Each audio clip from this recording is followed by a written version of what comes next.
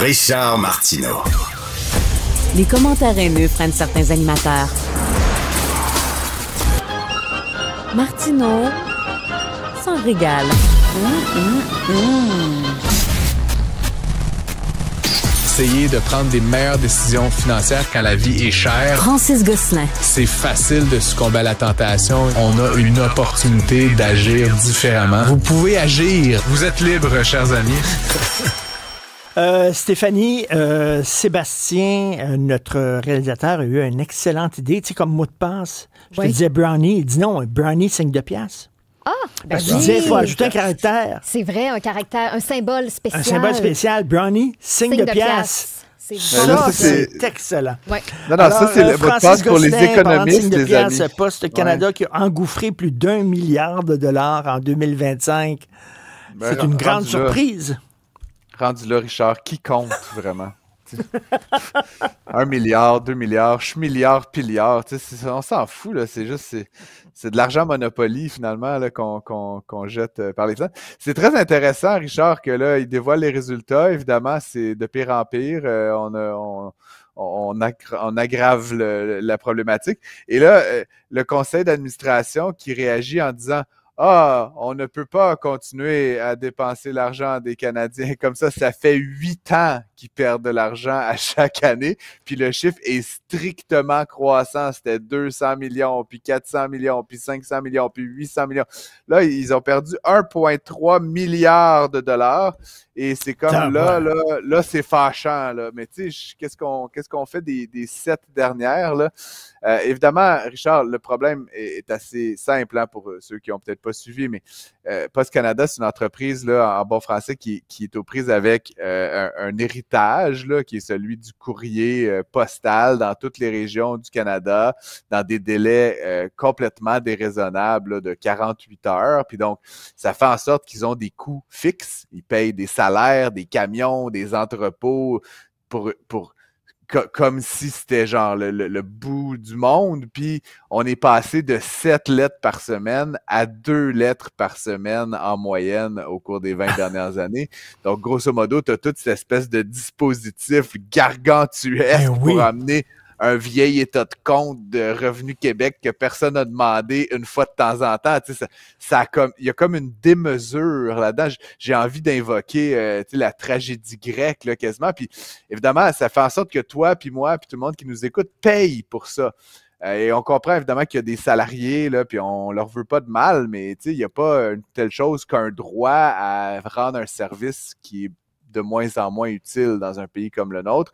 Et donc, là, la direction a présenté un plan dont on n'a pas les détails, mais qui va certainement passer par des mises à pied significatives là, chez Post Canada. C'est qu'à un moment donné, tu sais, mettons, s'il y avait, je sais pas, la Société nationale des calèches, à l'époque où les gens se promenaient en calèche, puis là, soudainement, tu continues à avoir la Société nationale des calèches quand tout le monde a un char. Tu dis non, mais on ne peut pas faire disparaître un organisme. Il existe cet organisme-là. Donc, qu'est-ce qu'on peut faire pour que ces gens-là de la Société nationale des calèches gardent leur job? Ben, à un moment donné, c'est parce qu'on n'a plus besoin de calèche que c'est. C'est ça, exactement. Puis tu sais, évidemment, Richard, comme je dis, je veux pas de mal à personne, moi, dans tout ça. Mais ce qui est un peu particulier, c'est en raison du conflit qui perdure, puis en raison de leur incapacité à mettre de l'ordre dans la maison, Post Canada perd de l'argent alors qu'elle est assise sur un marché qui est en pleine explosion, celui de la livraison de colis. Hein. Puis il aurait été positionné de manière très avantageuse pour saisir ça au Canada. Et qu'est-ce qui se passe? Au contraire, ils perdent des parts de marché au profit de géants américains comme FedEx, comme UPS, comme Amazon Logistics.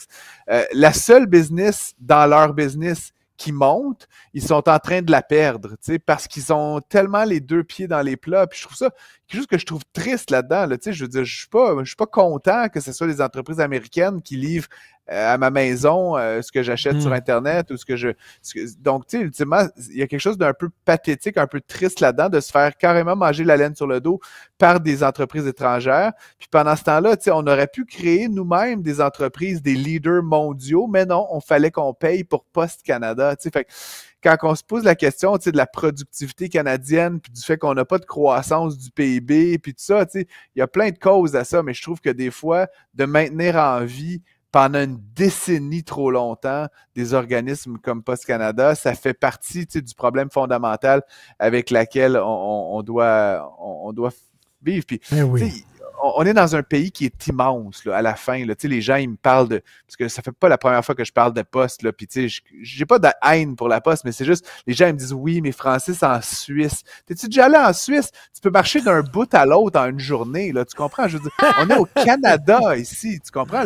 Les étendues sont infinies. Là, je veux dire. Puis on a cette espèce de croyance au service universel avec les mêmes conditions pour tout le monde qui est juste déraisonnable, qui est irrationnel. Je comprends qu'il y a une petite dimension poétique à ça, mais c'est pas vrai que si tu choisis d'aller habiter à 200 km du village le plus proche, tu as le droit de recevoir ton courrier en même temps que si tu habites dans un 3,5 du plateau Mont-Royal. Je veux dire, c'est pas la même logique économique dans les deux circonstances. Et donc, ultimement, si vous habitez dans une ville, dans une banlieue, dans un grand centre urbain, dites-vous que vous subventionnez des gens qui ont fait d'autres choix que les vôtres, mais qu'ultimement, c'est pas réparti également le poids financier de cette affaire-là. C'est principalement les gens des milieux urbains qui payent pour les autres et ça crée une certaine inégalité, là, évidemment. Quel est le statut de Poste Canada? C'est-tu une société d'État comme, je sais pas, Hydro-Québec, l'Auto-Québec, c'est la même affaire, là? Société fédérale, mais oui, c'est une entité indépendante qui découle d'un actionnaire unique qui est le gouvernement du fédéral. Contrairement à Hydro-Québec ou l'Auto-Québec qui verse des dividendes, Post Canada, à chaque année, il brûle 1 milliard de dollars d'argent public. Donc, et est-ce que ce serait possible de privatiser ça? Il n'y a aucune compagnie privée qui voudrait se lancer là-dedans parce que c'est pas... Ben, plusieurs pays l'ont fait, mais ça, j'en ai déjà souvent parlé. Plusieurs pays l'ont fait. En Angleterre, on a privatisé partiellement la Royal Mail. Ça n'a pas très bien fonctionné. Ça n'a pas été très bien fait non plus. Mais dans d'autres pays, l'Allemagne, DHL, c'est né de la privatisation partielle du service public. Il y a des manières de privatiser ça, mais c'est sûr que si tu privatises, Richard, tu dois soit continuer de subventionner, soit carrément abandonner l'objectif de livraison universelle. Puis c'est là où moi, je suis pas contre le fait que les gens au fin fond du bout du cul du monde, ils reçoivent leur courrier, mais ça peut pas être à chaque jour. Ça peut être peut-être à chaque semaine. Puis idéalement, tu te déplaces pour aller le chercher. Je veux dire, si tu fais ce choix-là dans la vie d'aller habiter à Saint-Clinclin, les Murmures, deal with it, là, tu comprends? C'est pas à moi de te subventionner. Moi, je fais d'autres choix, puis chacun fait ses choix, mais tu sais, encore une fois, cette idée qu'il y a comme un droit fondamental à recevoir le courrier tous les jours ou tous les 2 jours, c'est un peu absurde, personnellement. Mais là, le Père Noël, il répond aux jeunes. Tant mieux. Ça, c'est une bonne période pour la Post Canada. Prenez-vous d'avance si vous voulez que le Père Noël vous réponde. Puis d'ailleurs, tu sais, des initiatives comme celle-là, Richard, ils le font une fois par année là, avec le Père Noël, mais je dirais, est-ce qu'on pourrait pas vouloir une poste un petit peu plus créative, imaginative? Ils sont tellement aux prises dans un modèle d'il y a 3 ou 4 décennies qui sont incapables d'inventer des choses comme ça. Je veux dire, on va se le dire, là, écrire au Père Noël, c'est quand même une idée brillantissime. Cette idée que tu écris une lettre à une adresse quelconque puis qu'il y a quelqu'un qui te répond, je trouve ça fabuleux. Mais on a eu cette idée-là il y a fort longtemps, puis il y a comme rien d'autre qui en est ressorti. Donc, ultimement, je pense que il faut être honnête avec nous-mêmes, Richard. C'est comme les fax dans les hôpitaux, là. Tu sais, je veux dire, c'est un reliquat. C'est pas simple à défaire, mais il faut le défaire. À un moment donné, il faut enlever le plaster. Puis, tu sais, si tu l'enlèves tranquillement, là, comme on se tape depuis 10 ans, là, à se demander si peut-être, ben, ultimement, ça crée ce qu'on vit, là. Tu sais, sur 10 ans, on va avoir perdu 6-7 milliards. Qu'est-ce que tu fais avec 7 milliards? Il y a des gens qui correspondent avec des femmes inconnues, là, ou des hommes inconnus, là, qui les contactent sur Internet. Ils pourraient faire ça, Poste Canada. Mettons, là, écrivez à Sandra, puis une belle lettre, puis Sandra va vous répondre avec une lettre parfumée, là, avec le parfum de Sandra. Vous allez pouvoir la sentir. Je te laisse développer le modèle d'affaires, Richard, puis passer au dragon, si tu veux. Je suis pas sûr que tu vas avoir beaucoup de financement pour ton idée, mais peut-être si tu emmènes Sandra avec toi, ça pourrait avoir un certain impact. Merci, Francis Gosselin. À demain. Salut. À demain.